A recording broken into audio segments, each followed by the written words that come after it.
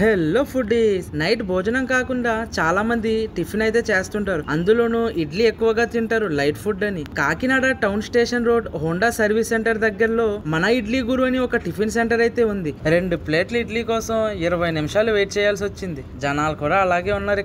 ఇక్కడ స్పెషాలిటీ ఏమిటంటే 100 రూపాయలు టోకెన్ తీసుకుంటే మీరు తిన్నంత టిఫిన్ వేస్తారంట. వాళ్ళకి వేసే ఓపిక ఉంది, మరి మీకు తినే ఓపిక ఉందా?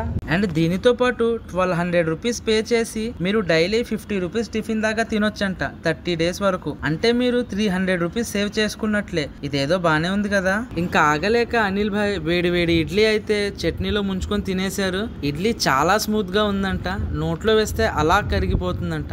ఇడ్లీతో పాటు ఆదిల్ భాయ్ దోశ కూడా ట్రై చేశారు. మనోడికి ఇది కూడా నచ్చేసిందంట.